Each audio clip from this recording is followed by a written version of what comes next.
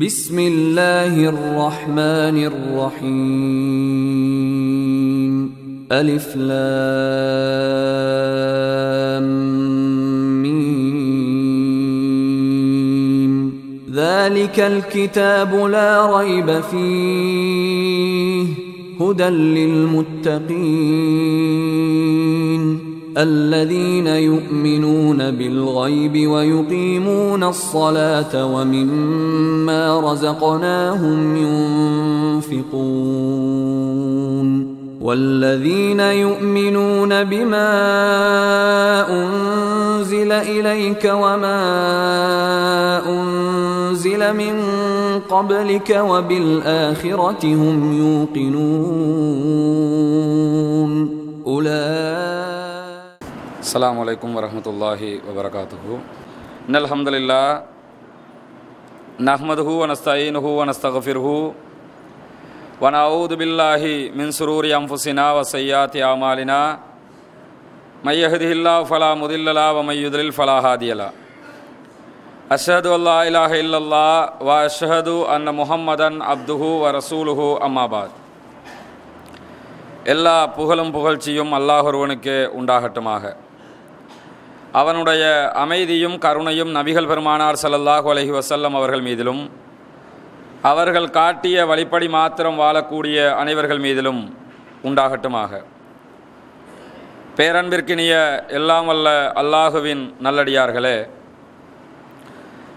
தொடராக நடைபெற்று வரக்கூடிய இந்த நிகழ்ச்சியிலே இன்றைய நாள் ஹுனைன் யுத்தம் தொடர்பான செய்திகளை பார்க்க இருக்கிறோம். இந்த ஹுனைன் யுத்தத்தை பொறுத்தவரையில் இஸ்லாமிய வரலாற்றில் ஃபத்ஹு மக்காவினுடைய வெற்றிக்கு பிறகு நடைபெற்ற ஒரு முக்கியமான யுத்தமாக இந்த யுத்தம் அமையப்பட்டிருக்கிறது. மக்கா வெற்றியை பொறுத்தவரையில் நாம் எல்லாம் அறிந்த ஒரு தெளிவான ஒரு விஷயம் என்னவென்றால், மக்கா வெற்றியில் நபிகள் நாயகம் ஸல்லல்லாஹு அலைஹி வஸல்லம் அவர்கள் காபாவிலே இருந்த சிலைகளை எல்லாம் அடித்து நொறுக்குகிறார்கள். காபத்துல்லா தூய்மைப்படுத்தப்படுகிறது. மக்கமா நகர் உள்ளிட்ட பகுதிகள் முழுமையாக இஸ்லாத்தினுடைய கட்டுப்பாட்டுக்கு கீழாக நுழைகிறது. இப்படி அல்லாஹ் தஆலா யுத்தமே இல்லாமல் மாபெரும் வெற்றியொன்றை மக்கா வெற்றியின் போது நபிகள் நாயகம் ஸல்லல்லாஹு அலைஹி வஸல்லம் அவர்களுக்கு வழங்கியிருந்தான். இந்த மக்கா வெற்றிக்கு பிறகு நபிகள் நாயகம் ஸல்லல்லாஹு அலைஹி வஸல்லம் அவர்கள் மக்காவிலிருந்து மீண்டும் மதீனாவுக்கு செல்வதற்கு முன்பதாக செய்த ஒரு யுத்தம் என்னவென்றால் இந்த ஹுனைன் யுத்தம் தான். இந்த யுத்தம் ஏற்படுவதற்குரிய அடிப்படையான ஒரு காரணம் இருந்தது. அது என்ன காரணம் என்று சொன்னால், நபிகள் நாயகம் ஸல்லல்லாஹு அலைஹி வஸல்லம் அவர்கள் மக்காவை வெற்றி கொள்கிற நேரத்தில் மக்கமா நகருக்குள் ரசூலுல்லாஹ்வுடைய படை நுழைந்து மக்காவை கைப்பற்றுகிற போது மக்காவிலே இருந்த யாருமே ரசூலுல்லாவை எதிர்க்கவில்லை. எதிர்க்காம சரண்டர் ஆகிறாங்க. சரண்டர் ஆகிறதுக்குரிய காரணம் என்னென்னு சொன்னால், இதற்கு மேல் நபிகள் நாயகத்தை அவர்களால் எதிர்க்க முடியாது. பத்ரில் ஆரம்பித்து பத்ரு உஹது என்று சொல்லி தொடர்ச்சியாக பல யுத்தகலங்களில் நபிகள் நாயகத்தை சந்தித்து அந்த அனைத்து யுத்தகலங்களிலும் இவர்கள் தோல்வியை தழுவி இருந்தார்கள். அதனால் இதற்கு மேல் யுத்தம் செய்யவும் முடியாது. அது ஒரு பிரச்சனை.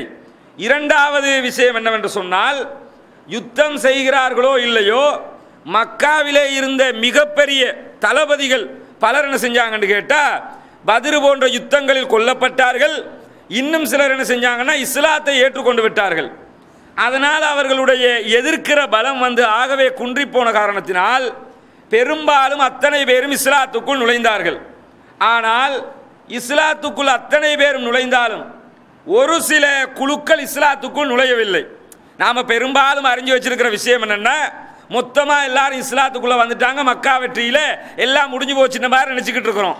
மக்கா வெற்றியை பொறுத்தவரையில் முக்கால்வாசிக்கு மேற்பட்டவங்க இஸ்லாத்துக்குள்ளே நுழைஞ்சு சண்டை இல்லாமல் சமாதானமாக எல்லாம் முடிந்து விட்டது. ஆனால் ஒரு சில கூட்டத்தாக்கள் என்ன செஞ்சாங்கன்னா இஸ்லாத்துக்குள்ளே நுழையாமல் அப்படியே ஊரை விட்டே போயிட்டாங்க. மக்காவில் கூட அவங்க இருக்கலை. அது யாருன்னு கேட்டால் ஹவாசின் என்று சொல்லக்கூடிய ஒரு கூட்டத்தார், ஒரு பெரிய குடும்பம். அது அந்த குடும்பத்தார் இஸ்லாத்தை ஏற்றுக்கொள்ளவில்லை. அதே மாதிரி சகீப் என்று சொல்லக்கூடிய ஒரு கூட்டத்தார், இவர்களும் இஸ்லாத்தை ஏற்றுக்கொள்ளவில்லை. முக்கியமான ஆட்கள் இந்த ரெண்டு குழுவும் ரொம்ப முக்கியமானவங்க. இவங்க என்ன செஞ்சாங்கன்னா தாயிஃபுக்கு போயிட்டாங்க. பெரும்பாலும் அவங்களுடைய சொந்த ஊரே அதுதான். மக்காவில் வந்து குடியேறி வாழ்ந்துக்கிட்டு இருந்தாங்க. மக்கா வெற்றி நடந்ததோடு அவங்க என்ன செஞ்சாங்கன்னா அதை பிடிக்காம இஸ்லாத்தை ஏற்றுக்கொள்ளாம மீண்டும் தாயிஃபுக்கு போயிட்டாங்க. ஆனால் ரொம்ப பலம் படைத்த ஒரு குழு கூட்டமாக இந்த ரெண்டு குடும்பத்தாரும் இருந்தார்கள்.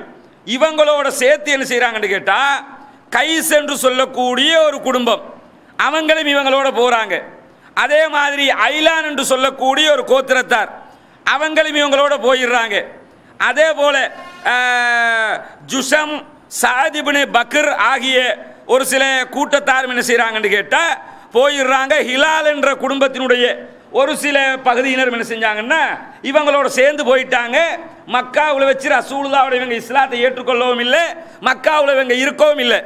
ஆனால் இவங்களுக்கு என்ன பிரச்சனையா இருந்துச்சுன்னு கேட்டா எப்படியாவது நபிகள் நாயகத்தை தாக்க வேண்டும், மக்கமா நகரை மீண்டும் பழைய ஜாகிலியத்திற்கு கொண்டு வர வேண்டும்.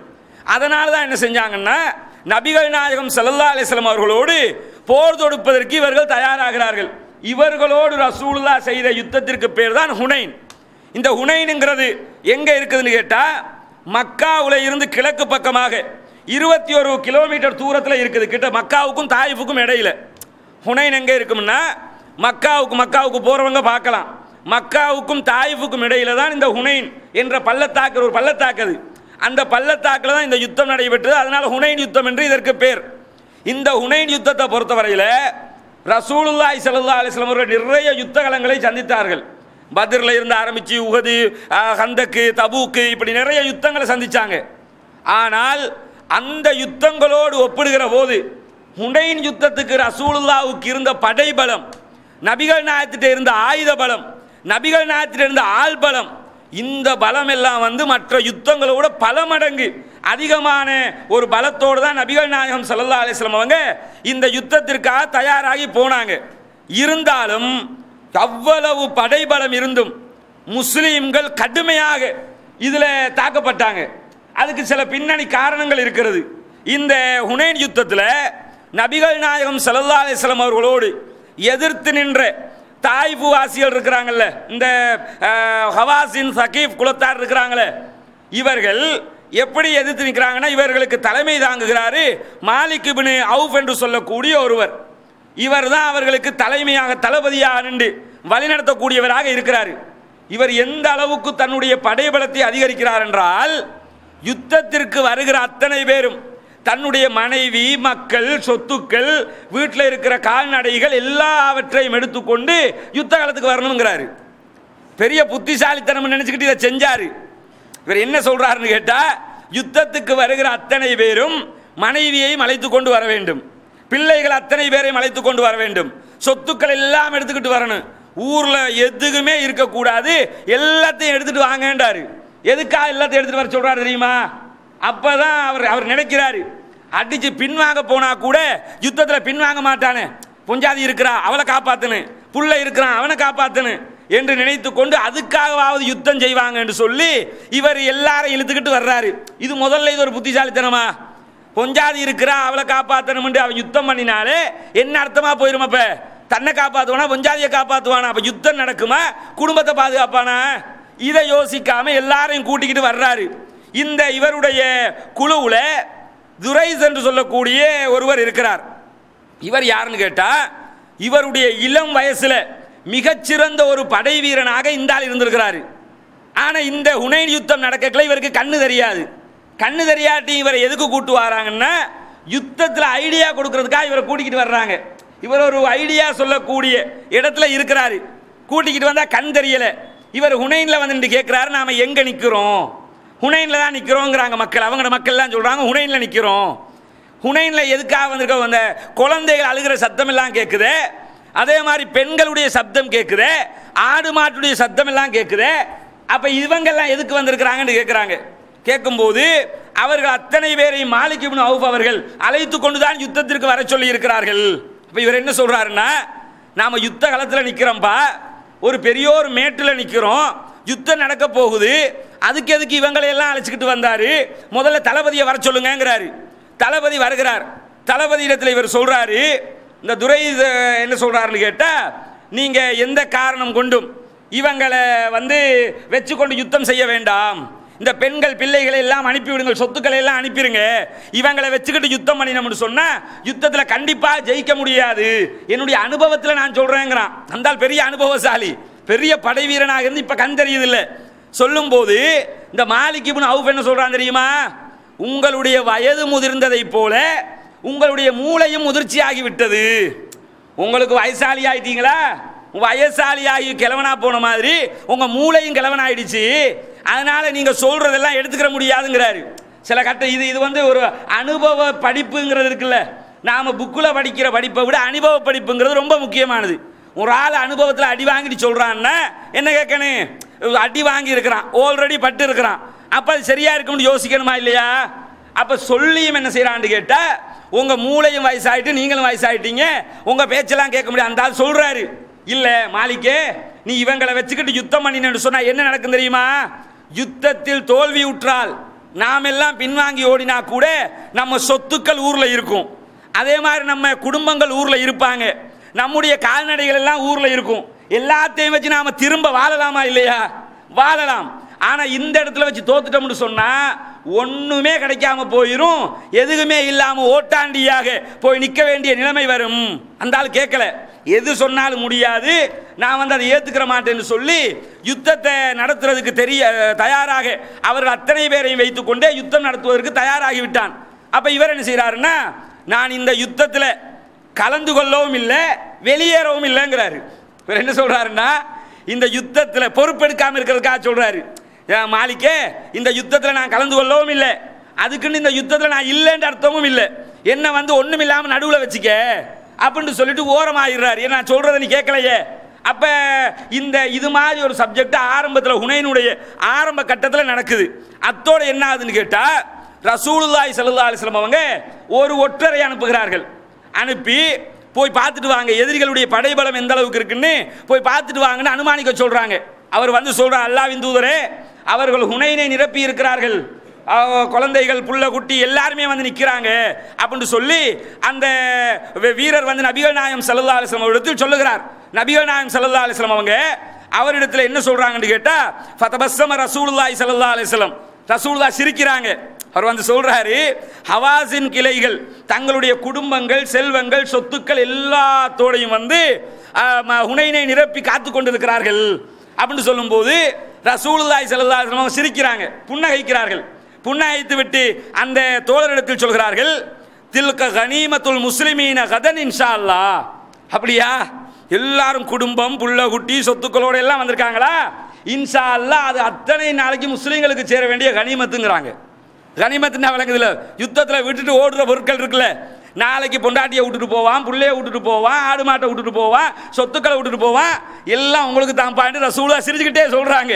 நாளைக்கு நாம ஜெயிப்போம்ங்கிறத சூசகமாக நபிகள் நாயகம் ஸல்லல்லாஹு அலைஹி வஸல்லம் அவர்கள் சொல்லிவிடுகிறார்கள். இந்த யுத்தத்தில் முஸ்லீம்களுடைய படைபலம் எந்த அளவுக்கு இருக்குதுன்னு கேட்டா, 12,000 படை வீரர்கள் முஸ்லீம்கள், கிட்டத்தட்ட 12,000 படை வீரர்களோடு தான் ரசூலுல்லாஹ் போறாங்க. 12,000ல் 10,000 பேர் மதீனா நபித்தோழர்கள். யோசிச்சு பாருங்க, இதுல இருந்து என்ன, மக்காவை ரசூலுல்லாஹ் வெற்றி கொண்டதற்கு பிறகு மதீனாவுல ரசூலுல்லாஹ்வுடைய செல்வாக்கு என்ன தெரியுமா? படை வீரர்களே மதீனாவுல இருந்து 10,000 பேர் வந்திருக்கிறாங்க. அப்ப ரசூலுல்லாஹ்வுடைய செல்வாக்கு எப்படி இருந்திருக்கும்?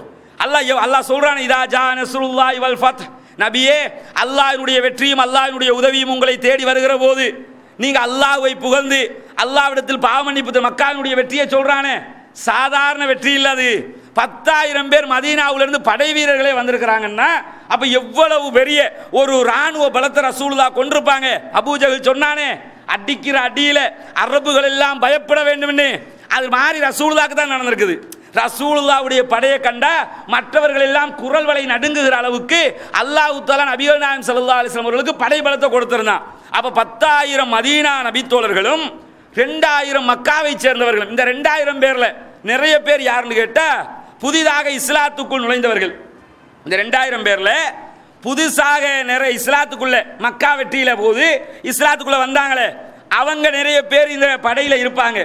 படையில கூட்டிக்கிட்டு ரசூலுல்லாஹ் வந்திருப்பாங்க. அப்ப படை ஹுனைனை நோக்கி போகிற நேரத்தில் நபிகள் நாயகம் ஸல்லல்லாஹு அலைஹி வஸல்லம் அவர்களும் அவருடைய படைகளும் ஹரஜ இலா ஹுனைன், ரசூலுல்லாஹி ஸல்லல்லாஹு அலைஹி வஸல்லம் ஹுனைனுக்கு செல்லுகிற நேரத்தில் மர்ரபி ஷஜரத்தின் லில் முஷ்ரிகீன்களுக்கு சொந்தமான ஒரு மரத்தை தாண்டி ரசூலுல்லாஹ் போறாங்க. யுகாலுலஹா தாத்து அன்வாத் என்று சொல்லுகிற ஒரு மரத்தை தாண்டி ரசூலுல்லாஹ் போறாங்களாம். அந்த தாத்து அன்வாத் என்ற மரத்துல ஏன் அதுக்கு அந்த பேர் வந்துச்சுன்னு கேட்டா, முஷ்ரிகீன்கள் தங்களோட வாழையெல்லாம் அதெல்லாம் கொழுகி வைப்பாங்க. அப்படி அவங்க ஒரு பெரிய வணங்குற அளவுக்கு வச்சுக்கிட்டு இருந்த ஒரு மரம் அது. இந்த மரத்தை பார்த்துட்டு என்ன செய்யறாங்கன்னு கேட்டா, ஃபகாலு, இந்த புதுசாக இஸ்லாத்துக்குள்ள வந்தாங்க முஸ்லீம்கள், அவங்க நபிகள் நாயகம் ஸல்லல்லாஹு அலைஹி வஸல்லம் சொல்றாங்க, யா ரசூலல்லாஹ், அல்லாஹ்வின் தூதர் அவர்களே, இஜ்அல்லனா தாத்து அன்வாத்தின் கமாலஹும் தாத்து அன்வாத், அவங்களுக்கு இருக்கிற மாதிரி தாத்து அன்வாத் உண்டு நமக்கு முன்ன உண்டாக்கித்தாங்களேங்கிறாங்க. இப்பதான் இஸ்லாத்துக்கு வந்திருக்காங்க, அவங்களுக்கு இஸ்லாத்தை பத்தி தெரியல. இவங்க என்ன நினைச்சிட்டாங்கன்னு கேட்டா, இஸ்லாத்தை பத்தி தெரியாதனால இவங்க இப்படி கேட்கறாங்க. நம்மாக்கள் இருக்கிறாங்கல்ல, அங்க நிப்பாட்டி வச்சா இங்க படுக்க வச்சிருக்கிறான், தர்கா அப்படித்தானே வச்சிருக்கிறான், அங்க நிறுத்தி வச்சாங்க, இங்க படுக்க வச்சிருக்கிறாங்க.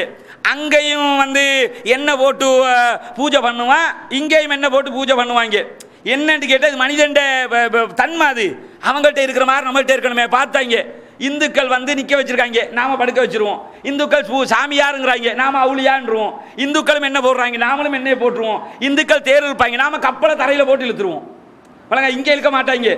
அங்கே தமிழ்நாட்டிலாம் எடுத்துக்கிட்டிங்கன்னா தரையில் கப்பலை இழுத்துக்கிட்டு இருப்பாங்க மடையனுவன், புரியுதா? கடலில் தான்டா கப்பலை இழுக்கணும், தன் நடு தரையில் வச்சுக்கிட்டு கப்பலை இழுத்துக்கிட்டு இருப்பாங்க, புரியுதா? இந்த வேலையெல்லாம் நம்ம மக்கள் பார்ப்பாங்க. எதுல இருந்து உருவாகுது இது?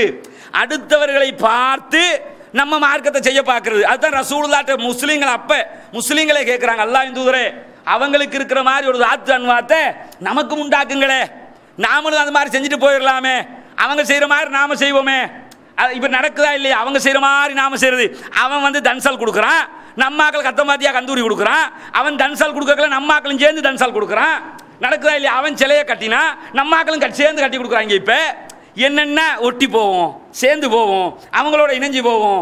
இது அவங்களுடைய சிந்தனையை நாம உள்ளே எடுத்துக்கிறது. இது என்ன செய்யும்னு கேட்டா, காலாகாலமாக இருந்து வர்ற ஒன்றா இருக்குது. இதைத்தான் முஸ்லீம்கள் ரசூலுல்லாஹ்ட்ட கேட்கும்போது நபிகள் நாயகம் ஸல்லல்லாஹு அலைஹி வஸல்லம் அவர்கள் அந்த முஸ்லீம்களுக்கு சொல்கிறார்கள், சுப்ஹானல்லாஹ், அல்லாஹ் தூய்மையானவன். ஹாதா கமா கால கௌமு மூசா, இது எப்படி இருக்கு தெரியுமா? மூசா நபியுடைய கூட்டத்தார் சொன்ன மாதிரி இருக்குது. எல்லாத்துக்கும் நான் சொன்னேன், அவங்க உதாரணம் மூசா நபியுடைய கூட்டம். பாத்தீங்களா, இந்த இடத்துல ரசூலுல்லாஹ் மூசா நபியுடைய கூட்டத்தை தான் சொல்றாங்க. ரசூலுல்லாஹ் சொல்கிறார்கள், இது எப்படி இருக்குன்னு கேட்டா, மூசா நபியுடைய கூட்டத்தார் சொன்ன மாதிரி இருக்குது. அவங்க என்ன சொன்னாங்க தெரியுமா? இஜல்லனா இலாஹன் கமாலஹும் ஆலிஹா, அவங்களுக்கு இருக்கிற மாதிரி ஒரு கடவுளை எங்களுக்கு மூசாவே உண்டாக்கித்தா என்று கேட்டார்களே, அது மாதிரி தான் நீங்க என்ன செய்றீங்கன்னா, அவங்களுக்கு இருக்கிற மாதிரி எங்களுக்கு கொண்ட தாங்கன்னு சொல்லி கேட்கறீங்கன்னு சொல்லிட்டு, வல்லதி நஃப்ஸி பியதிஹி, என்னுடைய உயிர் எவனுடைய கைவசம் இருக்கிறதோ அவன் மீது சத்தியமாக நீங்கள் உங்களுக்கு முன் சென்றவர்கள் செய்த அத்தனை காரியங்களையும் பின்தொடர்வீர்கள், அவங்க செஞ்ச மாதிரி எல்லாம் செய்வீங்கிறாங்க. ரசூலுல்லாஹ்வுடைய ஒரு முன்னறிவிப்பு இது. நடக்குதா இல்லையா? இன்றைக்கு நடக்கின்ற பித்அத்து ஷிர்க் எல்லாம் என்னன்னு கேட்டா, அவன் செஞ்ச மாதிரி எல்லாம் செய்வீங்க, இஸ்லாம்னு சொல்லிக்கிறவீங்க, ஆனா முஸ்லீம்னு சொல்லிக்கிறவீங்க. அப்படித்தானே சொல்றான், முஸ்லீம்ங்கிறான், ஆனா அவன் சொன்ன எல்லாத்தையும் செய்யறாங்க. இப்ப நேத்து இந்த வாரம் தமிழ்நாட்டு ஜமாத்துல் உலமா, இங்க இருக்க ஜமியத்துல் உலமா மாதிரி அங்க ஒரு ஜமியத்துல் உலமா இருக்குது. அவங்க ஒரு ஃபத்வா கொடுத்துருக்காங்கல்ல, சகோதரர் பிஜேயும் அவருடைய கருத்துக்களை ஏற்றுக்கொண்டவர்களும் முர்த்ததாகிவிட்டு காவிராக மாறிவிட்டார்கள். ஆகவே நம்ம நாட்டில் இப்ப எஸ்எம்எஸ், புரியுதா? என்ன எஸ்எம்எஸ்? எல்லாரும் தௌபா செஞ்சு இஸ்லாத்துக்குள்ள வாங்க, நாங்க தௌபா செய்யறது ரெண்டாவது பார்த்துக்கிறோம். முதல்ல நீங்க ஃபத்வா கொடுத்த தௌபா செய்யணுமா இல்லையா? ஏன் தௌபா செய்யணும்? ஃபத்வா கொடுத்த யார் தெரியுமா? நம்ம நாட்டு ஜமியத்துல் உலமா தப்லீக் ஜமாத்து. ஒரு அளவுக்கு அவங்களோட ஒப்பிடும்போது நம்ம நாட்டு ஜமியத்துல் உலமா பொறுத்தவரையில மதுகபை ஏத்துக்குருவாங்க, ஆனா தர்காவை ஆதரிக்க மாட்டாங்க. வெளிப்படையில் அவங்களோட சேர்ந்து பேசுற மாதிரி இருந்தாலும் தப்லீக் ஜமாத்துடைய யதார்த்தமான கொள்கை என்ன? தர்காவுக்கு எதிர். தப்லீக் ஜமாத்தை பொறுத்தவரையில இங்க இருக்கிறவன் சேர்ந்துக்கிறவான். தமிழ்நாட்டில் ஊபியில் அங்கெங்கெல்லாம் போய் பார்த்தீங்கன்னா, இலியாஸ் ரஹ்மத்துல்லாஹ் தப்லீக் ஜமாத்தை உண்டாக்கினது எதுக்கு? தர்காவை எதிர்க்கிறதுக்கு தான் உண்டாக்கினாரு. இங்க சும்மா இருக்காங்க, இங்க பார்த்துக்கிட்டு வாய முடிக்கிட்டு இருக்கிறாங்க. ஆனா அவங்களோட கொள்கைப்படி, இலியாஸ் ரஹ்மத்துல்லாஹ்வுடைய கொள்கைப்படி என்ன செய்யணும்னு கேட்டா, தர்காவை எதிர்க்கணும். இங்க அப்ப ஜமியத்துல் உலமா, இங்க இருக்கிற ஜமியத்துல் உலமா தப்லீக் ஜமாத்தோட ஒட்டி இருக்கிறதுனால அவங்களுடைய கொள்கை, அவங்கள ஆக்களை வச்சு நாம கொள்கையை தீர்மானிக்க முடியாதுல்ல. கொள்கைன்னு எடுத்து பார்த்தீங்கன்னு சொன்னா, கொள்கையில் அவங்க ஷாஃபி மதுஹப், ஷாஃபி மதுஹப்ல தர்காவெல்லாம் உடைக்கணும்ன்றது தான் ஷாஃபி மதுஹப்புடைய கருத்தாக இருக்குது. ஆக ஷாஃபி மதுஹப் படி இங்க இருக்கிற ஜமியத்துல் உலமா ஒரு அளவுக்கு பிரச்சனை இல்லைன்னு இருக்கலாம். அங்க இருக்கிற ஜமியத்துல் உலமா யார் தெரியுமா? அப்துல்லா ஜமாலின் ஜமியத்துல் உலமா தான். அங்க இந்த அப்துல்லா ஜமாலி இருக்கிறார்ல, கபரத்தான் வணங்கணும், அல்லாஹ்ட்ட கேட்கவே கூடாது, நாம கேட்கறதெல்லாம் அவுலியாட்ட தான் கேட்கணும்ங்கிறான். அவன் தான் சொல்றான் இந்த தௌஹீத் ஜமாத்துன்னு போனவங்க எல்லாம் முர்த்தது காபிருங்கிறான். அந்த ஆளை காபிருன்னு சொல்லாம விட்டதான் பிரச்சனையா போச்சு இடத்துல. புரியுதா? மார்க் அடிப்படையில் அந்த ஆள் வந்து முர்த்தது எப்பயோ முர்த்ததா ஆயிட்டாரு, முஷ்ரிக்கா போய் முர்த்ததா போயிட்டாரு. அல்லாஹ்ட்ட கேட்காத கபர்கிட்ட தான் கேட்கணும்னு சொன்னதுக்கு பிறகு ஓப்பனா இந்த வார்த்தையை நாம சொல்லலையே தவிர அவன் சொன்னதுக்காக நாம சொல்ல தேவையில்ல. ஆனா இயற்கையில் அந்த ஆள் முஷ்ரிக்கா இல்லையா? மார்க்கத்துக்கு அந்த ஆளுக்கு ஏதாவது சம்பந்தம் இருக்குதா? இல்ல. அதே மாதிரி இந்த சைபுதீன் ரஷாதி, முஸ்தபா ரஷாதி, இந்த ரஷாதி குரூப் ஒன்று இருக்குல்ல, அந்த குரூப் எல்லாம் நீங்க எடுத்துக்கிட்டீங்கன்னா இவங்க எல்லாம் யாரு? அந்த ஆள் பயான் பண்றான், இந்த பிஜே நாங்கள் முர்த்தது என்று சொல்லிவிட்டோம், உலமாக்களை இத்தோடு நிற்க கூடாது, ஒவ்வொரு மிம்பராக மதுஹபை பாதுகாக்க புறப்படுங்கள். என்ன பிரச்சனைன்னு கேட்டா மதுஹபை பாதுகாக்க புறப்படுங்கள். சாதாரணமா இல்ல, அதை கூட சொல்லிட்டு சொல்றாரு. இன்னைக்கு பாத்தீங்களா உலமாக்களை மதிக்க மாட்டேங்கிற அந்த இளைஞர்கள் யாரும் நம்மிடத்தில் இல்லை. அவனே விளங்குதா இல்லையா உனக்கு? இளைஞர்கள் யாரும் நம்மிடத்தில் இல்லை. நம்ம கூட இருக்கிற எல்லாம் வயசாளிகள், இளைஞர்கள் நம்மளை பார்த்தாலே வேற மாதிரி பார்க்கறான். பார்க்காம இருப்பானாயா? நீ குர்ஆன் ஹதீஸை சொன்னா ஒன்னு ஒழுங்கா பார்ப்பான், தலப்பாக போய் அப்படி கட்டி போட்டு வந்து மார்க்கத்தில் இல்லாத சொல்லி தொழில் நடத்த போனேன்னா அப்ப என்ன அர்த்தம்னு கேட்டா, காபிர் பத்துவா முர்த்தது பத்துவா கொடுக்கிறதுக்கு முன்னாடி என்ன விளங்கனே, நாம இஸ்லாத்துல இருக்கிறோமா இல்லையா? ரசூலுல்லாஹ் சொன்னாங்கல்ல, அவங்க செஞ்ச எல்லா வழிகேட்டையும் செய்வீங்கன்னு செய்யறானா இல்லையா? என்ன அவன் சிலை வச்சிருக்கிறான், இவன் சிலை மாதிரி இல்லை, உள்ள புதைச்சி வச்சுக்கிட்டு இருக்கிறான், செய்யறானா இல்லையா? அப்ப ரசூலுல்லாஹ் சொன்ன அத்தனை விஷயத்தையும் செய்து கொண்டு குர்ஆன் சுன்னா பேசுறாங்களுக்கு முர்த்தது பத்வா வேற. இதே மாதிரி தான் இந்த ஹுனைனுடைய யுத்தத்தில் துரைதன் சொல்லுவான் தெரியுமா? முஸ்லிம்களுக்கு எதிராக தாக்குங்கள், அவர்கள் மதம் மாறியவர்கள். யாரா? இன்றைக்கு இவங்க சொல்றதான் அன்னைக்கு சொன்னான். முஸ்லிம்களாக ரசூலுல்லாஹும் அவரோட சேர்ந்தவங்களும் மதம் மாறிட்டாங்க, அதனால கொள்ளுங்கண்டான். புரியுதா? அப்ப மதம் மாறிட்டுன்னு என்னன்னு விளங்குதா? கரெக்டான மதத்துக்கு போயிட்டாங்கன்னு அர்த்தம். அவங்களோட பார்வையில் மதம் மாறிட்டாங்கன்னா கரெக்டான வழிக்கு வந்துட்டாங்கன்னு அர்த்தம். இது மாதிரியான ஒரு இக்கட்டான சூழ்நிலையில தான் இந்த ஹுனைன் யுத்தம் நடக்கிறது. துரை போன்ற பெரிய பெரிய ஆட்கள் எல்லாம் வச்சுக்கிட்டு தான் யுத்தத்தை ஆரம்பிக்கிறார்கள். ரசூலுல்லாஹ் சொல்கிறார்கள், நீங்கள் கடந்து வந்த மாதிரி அதே ரூடுக்கு திரும்ப போவீங்க என்ற ஒரு எச்சரிக்கையை சொல்லிக்கொண்டு அந்த இடத்தை விட்டு நகர்கிறார்கள். நகர்ந்து ரசூலுல்லாஹ் யுத்தம் ஆரம்பிக்கிற அந்த இடம், ரசூலுல்லாஹ் ஹுனைன்ல எங்க போய் யுத்தம் ஆரம்பிச்சாங்களோ அந்த இடம் என்ன இடம்னு கேட்டா, குறைஷிகளுடைய தலைமை குடும்பமாக இருந்த பனு கினானா அவங்க குஃபருக்காக சத்தியம் செஞ்ச இடம் அது. அவங்க இஸ்லாத்தை மறுத்து குஃபருக்காக சத்தியம் செஞ்ச இடத்துல இருந்து தான் ரசூலுல்லாஹ் குஃபருக்கு எதிரான யுத்தத்தை ஆரம்பிக்கிறாங்க. ஹுனைன்ல ஆரம்பிச்சு இந்த யுத்தத்திற்காக ரசூலுல்லாஹ் நகருகிற நேரத்தில் நோன்பாளியா இருக்கிறாங்க. ரசூலுல்லாஹ் நோன்பு விடுச்சுக்கிட்டு இருக்கிறாங்க. அப்ப சஹாபாக்கள் கொஞ்சம் பேர் நோன்பை விட்டுட்டாங்க. நோன்பை பிடிச்சுக்கிட்டு யுத்தம் பண்ண முடியாதுன்னு சொல்லி நோன்பை விட்டுட்டாங்க. ரசூலுல்லாஹ் நோன்பை விடுவாங்களா இல்லையா என்று சொல்லி எதிர்பார்ப்போடு இருக்கிற நேரத்தில் நபிகள் நாயகம் ஸல்லல்லாஹு அலைஹி வஸல்லம் அவங்க என்ன செய்றாங்கன்னு கேட்டா, ஒரு தண்ணி அல்லது பால் ஏதாவது ஒரு கப்பில் கொண்டு வாங்கங்கிறாங்க. ஹதீஸ்ல தண்ணின்னு வருது, பாலுன்னு வருது, ஏதோ ஒன்றை கொண்டு வர சொல்லி ரசூலுல்லாஹி ஸல்லல்லாஹு அலைஹி வஸல்லம் அவங்க எல்லாருக்கும் முன்னாடி தன்னுடைய வாகனத்துல இருந்து குடிச்சு காட்டுறாங்க, நான் நோன்பை விடுகிறேன், நோன்பை விட்டுட்டு யுத்தம் பண்ண போறேன்னு சொல்லி ரசூலுல்லாஹ் டிக்ளேர் பண்ணிட்டு என்ன செய்றாங்கன்னு கேட்டா யுத்தத்தை ஆரம்பிக்கிறார். இந்த யுத்தத்தில் முஸ்லிம்கள் தரப்பால் பெண்களும் கலந்து கொண்டிருந்தார்கள். பொதுவாகவே முஸ்லிம்கள் தரப்பில் ஆண்களுக்கு உதவி செய்வதற்கு, மருத்துவம் செய்வதற்கெல்லாம் பெண்கள் கலந்து கொள்வார்கள். அதில் முக்கியமாக கலந்து கொண்ட ஒரு பெண்மணி உம்மு சுலைம் ரதியல்லாஹு அன்ஹா அவர்கள். இந்த உம்மு சுலைம் ரதியல்லாஹு அன்ஹா என்ன செய்றாங்கன்னு கேட்டா, ஒரு கத்தியோட வச்சுக்கிட்டு இருக்கிறாங்க.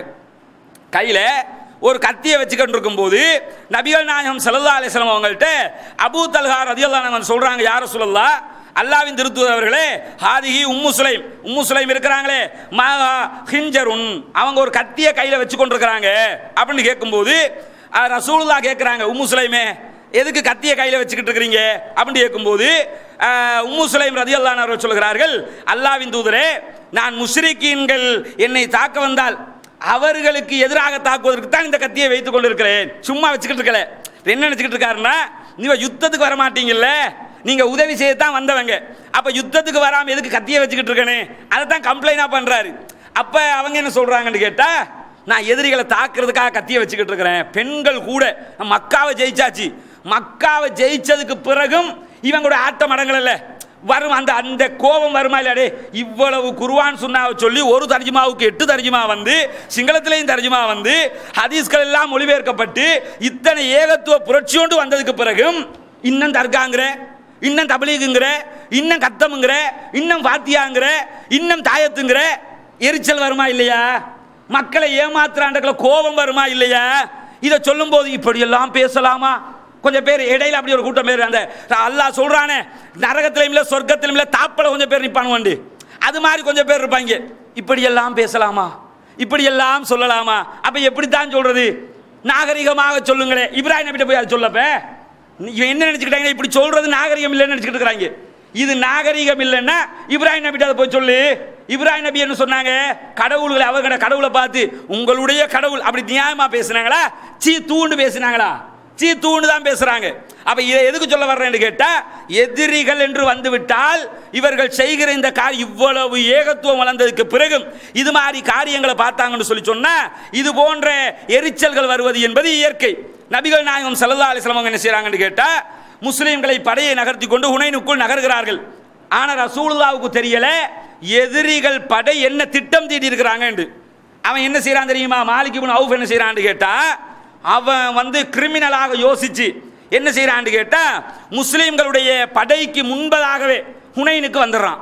முஸ்லிம்கள படை ஹுனைனுக்கு போறதுக்கு முன்னாடி எதிரிகளுடைய படை ஹுனைனுக்கு வந்துருது.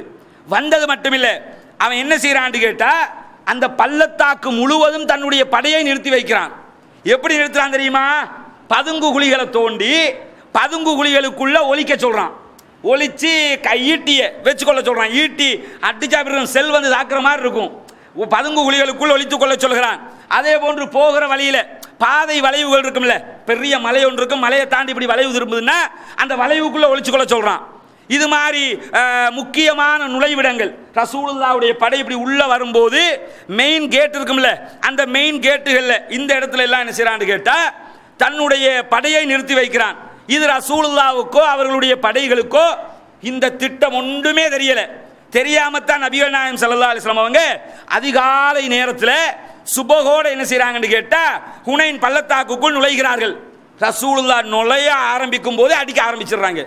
வலமேல யுத்தம்னா நேற்று சொன்னமே பத்ரில் மாதிரி என்ன செய்யணும்னு கேட்டா, ஒரு கூட்டம் 3 பேர் முன்னாடி போவாங்க, அவங்கள 3 பேர் வருவாங்க, இப்படி அடிச்சுக்கிட்டு தான் ஆரம்பிக்கணும். இதுதான் யுத்த தர்மம். ஆனா இந்த ஹுனைன்ல என்ன செய்யறாங்கன்னா யுத்த தர்மத்தை மீறி முகம்மதை எப்படியாவது சின்ன பின்னப்படுத்தணுங்கிறதுக்காக எதிர்பாராத விதமாக தாக்குகிறார்கள். தாக்கினதோட முஸ்லிம்களுடைய படை சிதறி ஓடுது. 12,000 பேரை கொண்ட படை சிதறி ஓட ஆரம்பிச்சிடுறாங்க. நிக்க முடியல. அவ்வளவு யார் அடிக்கிறேன்னு தெரியல, எங்க இருந்து அடிக்கிறான், யார் அடிக்கிறான், இது தெரியாதனால என்ன செய்யறாங்கன்னு கேட்டா முஸ்லிம்களுடைய படை எல்லா புறமும் ஓடுகிறார்கள்.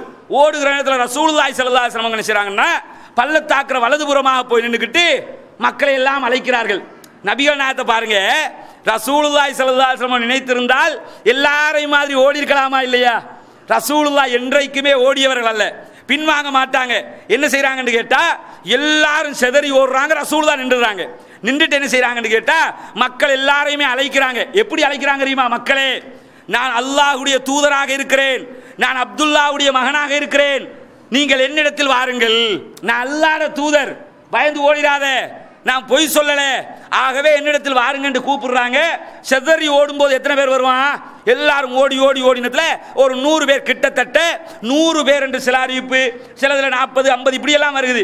ஒரு 100 பேர் தான் என்ன செய்யறாங்கன்னா 12,000 படை வீரர்கள் 100 பேர் தான் ரசூலுல்லாஹ்ட்ட வந்து நிக்கிற அளவுக்கு செதறி ஓடிடுறாங்க. ஓடினதுக்கு பிறகு என்ன நடக்குதுன்னு கேட்டா ரசூலுல்லாஹி ஸல்லல்லாஹு அலைஹி வஸல்லம் அவர்கள் உமர் ரலியல்லாஹு அன்ஹு சொல்கிறார்கள், நபிகள் நாயகம் அவர்கள் தன்னுடைய வீரத்தை வெளிப்படுத்தினார்கள். ரசூலுல்லாஹ் என்ன செய்றாங்கன்னு கேட்டா நான் களத்தில் இறங்குறேன், நீ எல்லாம் ஓடினாலும் பிரச்சனை இல்லை, இவன் வந்து அவ்வளவு பெரிய ஆக்கல, இவங்களை நான் பார்த்துறேன்னு சொல்லி ரசூலுல்லாஹ் தன்னுடைய கோவேறு கழுதையை திருப்பி கொண்டு எதிரிகள் பக்கம் கழுதையை ஓட்டுறாங்க. வாளா என்னோட அடிச்சுக்கிறோம்னு சொல்லி எதிரிகள் பக்கம் திருப்பி ஓடுற நேரத்தில் சஹாபாக்கள் அவருடைய அந்த வாகனத்தை புடிச்சு இழுத்து, நபிகள் நாயகமே நீங்க அப்படி போயிட வேணாம், எல்லாருமா சேர்ந்து தாக்குவோம்னு சொல்லி புடிச்சு நிறுத்துறாங்க. நிறுத்தலண்டா ரசூலுல்லாஹி ஸல்லல்லாஹு அலைஹி வஸல்லம் தனியாக போய் நான் ஃபேஸ் பண்ண ரெடின்ற அளவுக்கு ரசூலுல்லாஹ் அவர்களோடு கோபப்பட்டு என்ன செய்றாங்கன்னு கேட்டா தன்னுடைய கோவேறு கழுதையை திருப்பி கொண்டு ஓடுகிறார்கள். அந்த மக்களை பார்த்து போறாங்க. பெய்த்துட்டு சஹாபாக்கெல்லாம் பிடிச்சி நிப்பாட்டினோட ரசூலுல்லாஹ் அல்லாஹ்விடத்துல கையேந்தி கேட்கறாங்க, அல்லாஹ்வே இந்த சமுதாயத்திற்கு உன்னுடைய உதவியை வழங்கிவிடு, இவர்களை காப்பாற்றி விடு என்று சொல்லி அல்லாஹ்விடத்தில் நபி அவர்கள் ஸல்லல்லாஹு அலைஹி வஸல்லம் அவர்கள் கையேந்தி பிரார்த்தித்து விட்டு என்ன செய்றாங்கன்னு கேட்டா, இப்னு அப்பாஸ் ரலியல்லாஹு அன்ஹு அவங்களை அழைத்து சொல்லுகிறார்கள், அப்பாஸே, ஓடின எல்லா மக்களையும் கூப்பிட்டு எடுக்கிறாங்க. நல்ல சவுண்டா சத்தம் போட்டு பேசுகிற ஆட்கள் அவரும் ஒருத்தர். அதுக்கு அந்த காலத்தில் பெரிய ஸ்பீக்கர் எல்லாம் இல்லைல்ல, இப்போ ஸ்பீக்கர்னா அறிவிச்சு கூப்பிட்டுலாம். அதுக்காகத்தான் சொல்ல சத்தம் போட்டு பேசுறவங்கிறதுனால எல்லாரையும் கூப்பிடுங்க, நான் இருக்கிற பக்கத்துக்கு எல்லாரையும் கூப்பிடுங்கன்னு சொல்லும்போது அப்பாஸ் ரலியல்லாஹு அன்ஹு என்ன செய்றாங்கன்னா சத்தம் போட்டு எல்லாரையும் கூப்பிடுறாங்க, வாங்க இந்த பக்கம் வாங்க, இங்கே தான் ரசூலுல்லாஹ் இருக்கிறாங்கன்னு சொல்லி அழைக்கிறார்கள். அழைக்கிற போது அத்தனை பேரும் ஓடியவர்கள் அத்தனை பேரும் என்ன செய்றாங்கன்னு கேட்டா நபிகள் நாயகத்தை நோக்கி திரும்ப ஓடி வருகிறார்கள். அப்பாஸ் ரலியல்லாஹு அன்ஹு சொல்கிறார்கள், ஒரு கன்றை நோக்கி தாய் பசு எப்படி வேகமாக வருமோ அதுபோல் முஸ்லிம்கள் அத்தனை பேரும் நபிகள் நாயகத்தை நோக்கி மீண்டு வந்தார்கள். ஓடின அத்தனை பேரும் ரசூலுல்லாஹ் இங்க தான் இருக்கிறாங்கன்னு சொன்னதோட அப்படியே போனவங்க எல்லாம் ரிட்டர்ன் வர்றாங்க. இப்ப எதிரிக்கு எப்படி இருக்கும், அடிக்கு துவம்சம் பண்ணலாம்னு நினைச்சா போனவங்க எல்லாம் திருப்பி ஒன்று சேர்றாங்களே அப்படின்னு சொல்லி எதிரிகளை ஆட்டம் காணுகிறார்கள். அப்பொழுது ரசூலுல்லாஹி ஸல்லல்லாஹு அலைஹி வஸல்லம் என்ன செய்றாங்கன்னு கேட்டா, எதிரிகளை நோக்கி, இப்ப அவன் கண்மண் தெரியாம அடிச்சான்ல, நீங்களும் கண்மண் தெரியாம அடிங்கன்ட்டாங்க. எப்படி அடி, அவன் உங்களுக்கு அவன் யுத்த தர்மத்தை பேணல, யுத்த தர்மத்தை பேணாவிட்டால் நாம யுத்த தர்மம் பேணிக்கிட்டு இருக்க முடியுமா? அவன் இன் தஸ்கரும் இன்னா ஃபைன்னா நஸ்கரும் இன்கும் கமா தஸ்கரும். பொதுவாக என்னன்னு கேட்டா, யாராவது இது நூஹ் அலைஹிஸ்ஸலாம் குர்ஆன்ல சொல்லுவாங்க, அல்லாஹ் குர்ஆன்ல சொல்றான், நூஹ் அலைஹிஸ்ஸலாத்துடைய வரலாற்று என்ன சொல்றான், இன் தஸ்கரு மின்னா ஃபைன்னா நஸ்கரு மின்கும் கமா தஸ்கரூன். நூஹ் அலைஹிஸ்ஸலாம் கப்பலை கட்டும்போது எல்லாரும் கிண்டல் அடிக்கிறாங்க. நூஹ் அலைஹிஸ்ஸலாத்துக்கு அல்லாஹ் சொல்றான், நூஹே அந்த மக்களை பார்த்து சொல்லுங்கள், நீங்க எங்களை கிண்டல் அடிச்சீங்கன்னா நீங்க கிண்டல் பண்ற மாதிரி நாங்களும் கிண்டல் பண்ணுவோம். அவன் கிண்டல் பண்ணும்போது நாம பார்த்துக்கிட்டு இருக்கணும்னு அவசியம் இல்லை, அவன் அடிக்கும் போது கையை கட்டிக்கிட்டு இருக்கணும்னு அவசியம் இல்லை. ஒரு கண்ணத்தை காட்டா மறு கண்ணத்தை காட்டுன்னு சொல்லி இஸ்லாம் சொல்லுமா? அது அவங்க சொல்லுவாங்க. அது புத்திசாலியுடைய மார்க்கம். அது ஒரு கண்ணத்தில் ஓங்கி அரைஞ்சிட்டான், இயேசுநாதர் சொன்னாரா மறு கண்ணத்தையும் காட்டுன, அப்ப கேனேன்னு நினைப்பான். அப்ப ஏற்கனவே ஒரு கண்ணத்தில் அரைஞ்சிருக்கிறான், அப்படியா ஒரு கண்ணத்தில் அடிச்சிட்டீங்களா, இந்த கண்ணத்துலையும் அடிச்சுக்கிறங்க, இப்படி இஸ்லாம் சொல்லுமா? உனக்கு ஒரு கண்ணத்தில் அடிச்சா திருப்பி அடி, உனக்கு எப்படி அவன் அடிக்க முடியும்? இஸ்லாம்ங்கிறது ஒரு புத்திசாலித்தனமான மார்க்கம். அப்ப ரசூலுல்லாஹ் என்ன சொல்றாங்கன்னா, எல்லாரையும் திருப்பி தாக்க சொல்கிறார்கள். அல்லாஹ் தஆலா இந்த செய்தியை குர்ஆனிலே சொல்கிறான், லகத் நஸரகுமுல்லாஹு ஃபீ மவாத்தின கஸீரத்தின் வ யௌம ஹுனைன். உங்களுக்கு அல்லாஹ் நிறைய இடங்களில் உதவி செய்திருக்கிறான், ஹுனைனுடைய நாளிலும் உதவி செய்திருக்கிறான். அல்லாஹ் சொல்றான், நிறைய இடங்கள் அல்லாஹ் உங்களுக்கு உதவி செஞ்சான், ஹுனைனுடைய நாளிலும் உங்களுக்கு உதவி செய்திருக்கிறான். இது ஆஜபத்துக்கும் கஸ்ரத்துக்கும், உங்களுடைய நிறைய பேர் உங்கள்கிட்ட இருந்தாங்கல்ல, நிறைய மக்கள் இருந்ததுனால நீங்க கொஞ்சம் ஓவரா போயிட்டீங்க. முஸ்லீம்கள் இந்த அடி வாங்கினதுக்கு காரணம் என்ன தெரியுமா? சில சஹாபாக்கள் என்ன நினைச்சாங்கன்னா, நம்ம பத்ர் மாதிரியா, அதுல 313ல 12,000 பேரோட போறோம், 12,000 பேர் இருந்தா அடிக்க முடியுமா? 12,000 எப்பயுமே நினைக்கணும்னு கேட்டா, சத்தியத்திற்கு தான் வெற்றி, கூட்டத்திற்கு வெற்றி அல்ல. என்ன நினைக்க கூடாது, பத்ரிலையும் 313 பேர் இருந்து அடிச்சாங்கன்னா அந்த 313 பேர் அடிச்சாங்கன்னு அர்த்தம் இல்லை, சத்தியம் வென்றதுன்ற அர்த்தம். அதே மாதிரி அதுக்கு மேல மக்கள் தொகை வந்தாலும் அடிச்சாங்கன்னா மக்கள் தொகை கூடினதுனால ஜெயிக்கிறோம்னு அர்த்தம் இல்லை. இப்போ உலகத்தில் நாம தானே கூடுதலா இருக்கிறோம், முஸ்லீம்கள் தானே கூட இருக்கிறோம், ஆனா அடி வாங்குறது முஸ்லீம்கள் தானே. அப்ப அதிகமா இருக்கிறோம் என்பது நாம சத்தியத்தை சொல்றோம்ங்கிறதுக்கு அர்த்தம் இல்லை. எவ்வளவு கூட்டம் வந்தாலும் சத்தியம் மட்டும்தான் ஜெயிக்கும் என்ற நிலை இருக்கணும். சஹாபாக்கள் கொஞ்சம் பேர் நினைச்சாங்கன்னா, நாம நிறைய பேர் இருக்கிறோம்ல, அதனால அடிச்சு துவம்சம் பண்ணிடலாம், அதுதான் சொல்லி அல்லாஹ் சொல்லி காட்டுறான். கொஞ்சம் பேர் நீங்க அப்படி நினைச்சீங்க, ஆனால் அல்லாஹ் உங்களுக்கு உதவி செய்தான், நீங்கள் புறமுதுகிட்டு ஓடினீர்கள். அல்லாஹ் உதவி செய்திருக்காவிட்டால் என்ன நடந்திருக்கும்? அல்லாஹ் தஆலா தொடர்ச்சியாக சொல்கிறான், சும்ம அன்ஸலல்லாஹு ஸகீனத்தஹு அலா ரசூலிஹி வ அலல் முஃமினீன வ அன்ஸல ஜுனூதன் லம் தரவுஹா. அல்லாஹ் தஆலா உங்களுக்கு அமைதியை இறக்கினான், அல்லாஹ்வுடைய உதவியை இறக்கினான், நபிகள் நாயகத்தின் மீதும் மூமின்களின் மீதும் அல்லாஹ் தஆலா தன்னுடைய படையை இறக்கி உங்களுக்கு உதவி செய்தான். அங்கேயும் மலக்குமார் இறங்குறாங்க. என்ன அர்த்தம்னு கேட்டா, அல்லாஹ் படையை இறக்கினான் என்ன அர்த்தம்? அப்ப மலக்குமாருடைய உதவி இந்த யுத்தத்திலும் நேரடியாக கிடைக்கிறது என்று அர்த்தம். இதை வேற வார்த்தைகள்ல இதுல வரல. இந்த வார்த்தையில சொல்லப்படுற செய்தி என்னன்னு கேட்டா, இந்த யுத்தத்திற்கு மலக்குமாருடைய உதவி கிடைக்கிறது. இது இந்த நடந்ததுக்கு பிறகு என்ன ஆகுதுன்னு கேட்டா, எதிரிகள் எல்லாம் சிதறி ஓட ஆரம்பிக்கிறார்கள். முஸ்லீம்கள் அடிக்க சொன்னாங்களே ரசூலுல்லாஹ், அடிக்க சொன்னதோட முஸ்லீம்கள் அடித்த அடி எதிரிகள் சின்ன பின்னமாக ஓடுகிறார்கள். எந்த அளவுக்கு ஓடுறாங்கன்னா, 3ஆ பிரிஞ்சு ஓடுறாங்க. ஒரு கூட்டம் தாய்பை நோக்கியே ஓடிட்டாங்க, அவங்களோட சொந்த ஊர் இருக்குதுல தாய்பு வரைக்கும் ஓடிட்டாங்க ஒரு கூட்டம். இன்னொரு கூட்டம் என்ன செய்யறாங்கன்னா நஹ்லா வரைக்கும் ஓடுறாங்க. நஹ்லான்ற ஒரு ஏரியா, அந்த ஏரியாவுக்கு ஓடிடுறாங்க. இன்னொரு கூட்டம் அவுத்தாஸ்ன்ற ஒரு ஏரியாவுக்கு ஓடிட்டாங்க. மூணா பிரிச்சு ஓடிட்டாங்களா? ரசூலுல்லாஹ் விட்டாங்களா? நபியே நாயகம் ஸல்லல்லாஹு அலைஹி வஸல்லம் என்ன செய்றாங்கன்னா, இப்பதான யுத்தமே ஆரம்பிச்சிருக்குது, ஆரம்பிச்சதோட ஓடிட்டாங்கல்ல, ஓடினா விட்டுலாமா? விடக்கூடாது. அடிக்கிற அடியில இதுக்கு பிறகு இவங்க வரவே கூடாதுன்னு சொல்லி என்ன செய்யறாங்கன்னு கேட்டா, நபிகள் நாயகம் ஸல்லல்லாஹு அலைஹி வஸல்லம் அவங்க அவுத்தாஸ் பகுதிக்கு போன படையை நோக்கி என்ன செய்யறாங்கன்னா, அபு ஆமீர் அஷ்ஷரி ரலியல்லாஹு அன்ஹு அவங்களை அனுப்பி அவர்களுடைய தலைமையில் ஒரு படை அனுப்புறாங்க. அபு ஆமீரே, போய் அவங்கள உண்டு இல்லைன்னு பண்ணிட்டு வந்துருங்க. அவர் போய் அவங்களோட யுத்தம் பண்ணி பெரிய வெற்றியெல்லாம் கிடைக்குது. ஆனா அவங்களோட பண்ணின யுத்தத்தில் அபு ஆமீர் கொல்லப்படுகிறார்கள். அபு ஆமீர் ரலியல்லாஹு அன்ஹு அவங்க அந்த அவுத்தாஸ்ல வச்சு கொல்லப்பட்டுருவாங்க. அதே போல நபிகள் நாயகம் ஸல்லல்லாஹு அலைஹி வஸல்லம் என்ன செய்றாங்கன்னு கேட்டா, முஸ்லிம்களுடைய குதிரை படையை நஹ்லாவுக்கு அனுப்புறாங்க. நஹ்லா பகுதிக்கு நீங்க போங்க, அங்க போய் அங்க இருக்கிறவங்க எல்லாரையுமே அடிச்சு தாக்குனதோட அங்க போய் என்ன செய்யறாங்கன்னா யுத்தம் பண்ணுகிறான். அந்த இடத்துல வச்சு துரை கொல்லப்படுறான். இந்த கண் தெரியாத அந்த வயோதிபர் இருக்கிறாரு, கணக்கு அந்த வழிகாட்ட வந்தார் யுத்தம் இப்படி செய்யுங்க, அந்த ஆள் அங்க மாட்டிக்கிற, அந்த ஆளையும் சேர்த்து என்ன செய்யறாங்க, போட்டு தாக்கிடுறாங்க. ரசூலுல்லாஹி ஸல்லல்லாஹு அலைஹி வஸல்லம் என்ன செய்றாங்கன்னு கேட்டா, ஒரு படையை அழைத்து கொண்டு தாயிபை நோக்கி நகர்கிறார்கள். ரெண்டு படையை ரெண்டு ஊருக்கு அனுப்பிட்டு தாயிபை நோக்கி ரசூலுல்லாஹி ஸல்லல்லாஹு அலைஹி வஸல்லம் அவங்க போறாங்க. ரசூலுல்லாஹ் போறதுக்கு முன்னாடி காலித் இப்னு வலீதுடைய தலைமையில 1000 படை வீரர்களை ரசூலுல்லாஹ் அனுப்புறாங்க. தாயிபுக்கு போங்க, போய் அடிச்சுக்கிட்டு இருங்க, நான் பின்னாடி வர்றேங்கிறாங்க. நீங்க போய் அடிச்சுக்கிட்டு இருக்கீங்க, நான் பின்னாடி வருகிறேன் என்று சொல்லி நபிகள் நாயகம் ஸல்லல்லாஹு அலைஹி வஸல்லம் அவங்க ஏன் அனுப்புறாங்க தெரியுமா? இப்ப ஆல்ரெடி யுத்தத்தில் இந்த இடத்துல நடந்த இடத்துல தோத்துட்டாங்க, மூணா ஓடிட்டாங்க, 3 இடத்துக்கு ஆட்கள் அனுப்பிட்டாங்க. அனுப்பிட்டு இருக்கிற ஒரு இடத்துல நபிகள் நாயகம் ஸல்லல்லாஹு அலைஹி வஸல்லம் அவங்க என்ன செய்றாங்கன்னு கேட்டா, சஹாபாக்கள் இருக்கிறவங்களை எல்லாம் அழைச்சு கனிமத்துக்களை எல்லாம் சேகரிக்க சொல்றாங்க. சொன்னாங்கல்ல, நாளைய தினம் இவை அத்தனையும் எங்களுடைய கனிமத்துக்களாக மாறும் இன்ஷா அல்லாஹ்னு சொன்னாங்களே ரசூலுல்லாஹ். அதே மாதிரி அன்றைய தினம் கனிமத்துக்களை நபிகள், கனிமத்துட்டா என்ன நினைக்கிறீங்க? அந்த யுத்தத்துக்கு வந்த மனைவி மாதிரி மக்கள் சொத்துக்கள் எல்லாம் கனிமத்து தான். அடிமைகளா பிடிக்க போறாங்கன்னு அர்த்தம். இப்ப அடிமைகளா யுத்தத்தில் தோல்வி விட்டு அடிமையாக்கிடுவாங்கல்ல, அடிமைகளை எடுக்க போறாங்கன்னு அர்த்தம். எந்த அளவுக்கு அடிமைகளை பிடிக்கிறான்னு சொன்னால், கிட்டத்தட்ட 6000 அடிமைகள், ஒருத்தர் 2 பேர் இல்ல. அல்லாஹ் எந்த யுத்தத்திலும் இவ்வளவு ஒரு கனிமத்தை கொடுத்த மாதிரி எங்கேயுமே பார்க்க கிடைக்கல. 6000 அடிமைகள் மட்டும் கிடைக்கிறாங்க, ஒருத்தர் 2 பேர் இல்ல. அடிமைடா நிறைய பெண்கள் ஆண்கள் எல்லாம் கைது பண்றாங்க.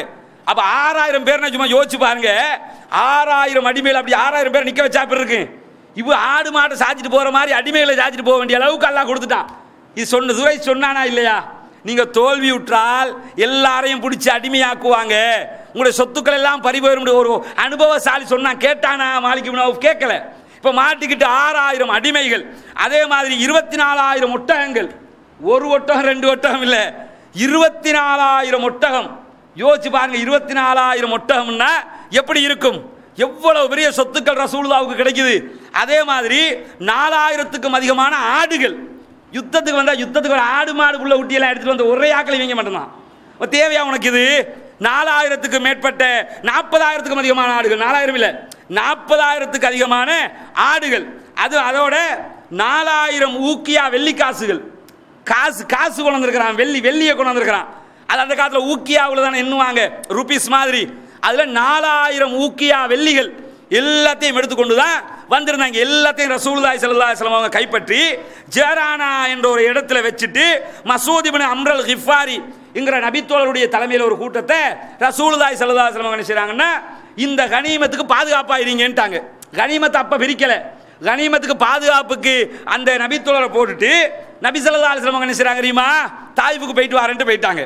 விடக்கூடாது இல்ல, அவன் ஓடினவனை விட்டுலாமா? இதெல்லாம் நீங்க வச்சுக்கிறீங்க. தாயிஃபுல போய் அவங்க என்ன ஆனாங்கன்னு பார்த்துட்டு வரேன்னு சொல்லி ரசூலுல்லாஹி ஸல்லல்லாஹு அலைஹி வஸல்லம் தாயிஃபுக்கு விரட்டி போறாங்க. அங்க ஆல்ரெடி காலித் இப்னு வலீத் ரலியல்லாஹு அன்ஹு தலைமையில யுத்தம் நடந்துகிட்டு இருக்குது. எந்த அளவுக்கு யுத்தம்னு கேட்டா, அவன் திட்டமிட்டு தான் வந்திருக்கிறான். தாயிஃபுல ஒரு கோட்டைக்குள்ள கிட்டத்தட்ட 1 வருடங்களுக்கு கோட்டை விட்டு வெளியே வராமலே சாப்பிட்றதுக்கு சொத்தை சேமிச்சு வச்சுட்டு வந்திருக்கிறான். அவன் என்ன செஞ்சுட்டு வந்திருக்கிறான்னு கேட்டா, தோல்வி அடைஞ்சு ரிட்டர்ன் போனோம்னா கோட்டைக்குள்ள போயிடணும். கோட்டைக்குள்ள போய் இருந்தோம்னா கண்டிப்பாக முகம்மதும் அவருடைய படைகளும் சுற்றி வளைப்பார்கள். சுற்றி வளைச்சிட்டாங்கன்னு சொன்னா வெளியில சாப்பிட்றதுக்கு ஒண்ணும் இல்லைல்ல.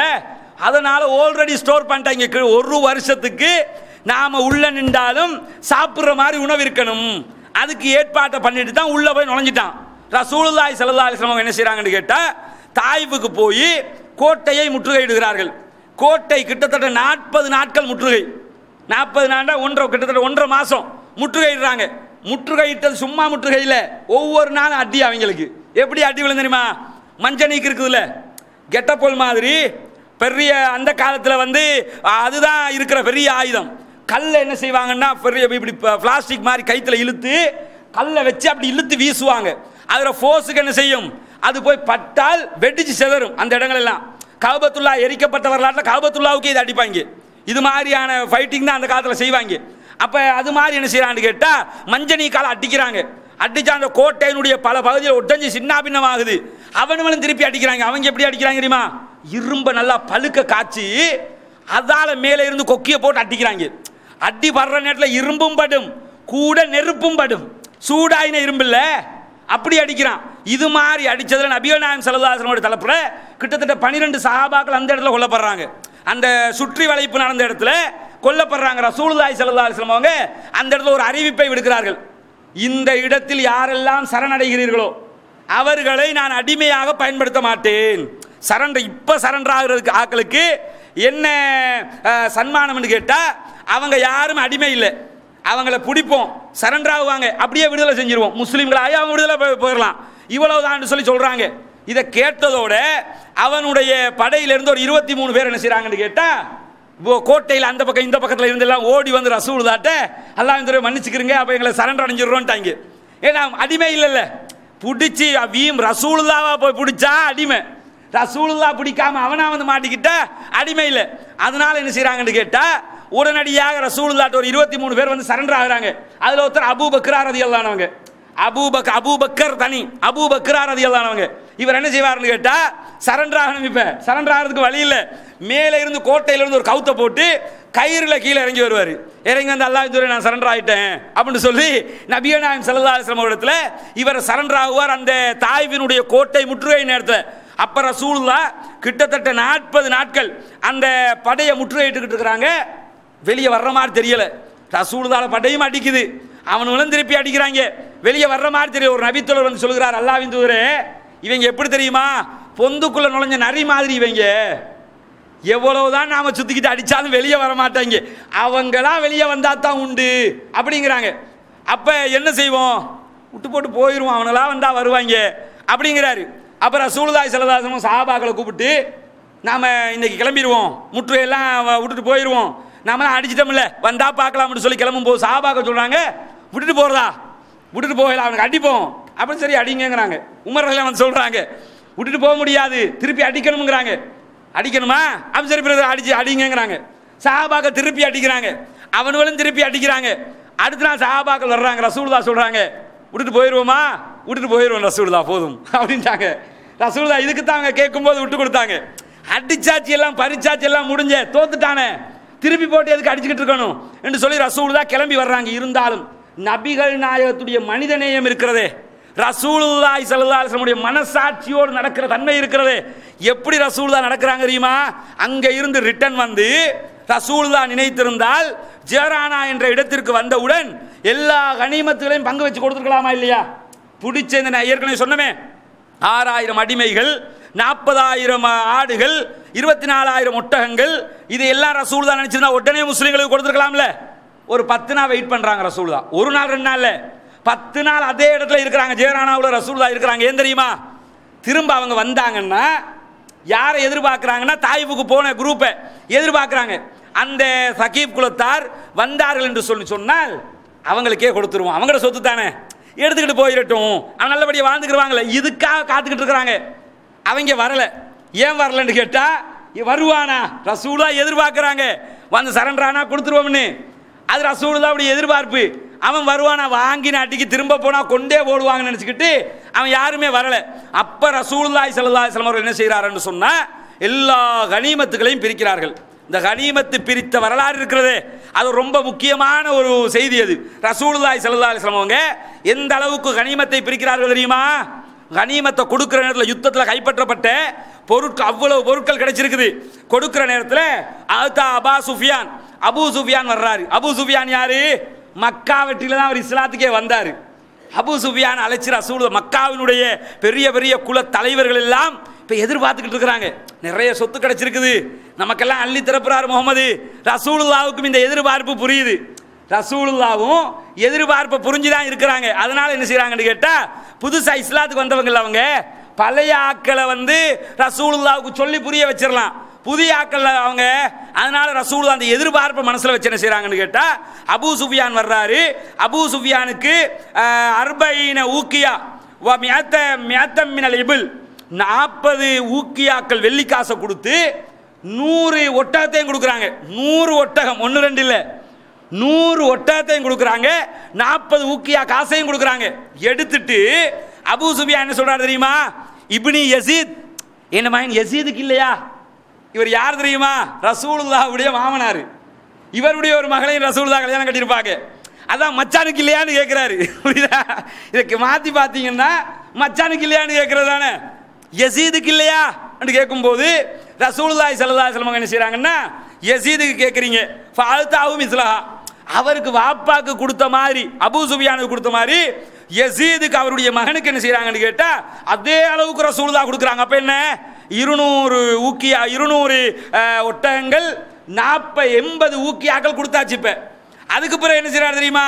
இப்னி முஆவியா, 2வது மச்சானுக்கு இல்லையா, என்னது முஆவியாக்கு இல்லையான்னு கேட்கிறாரு.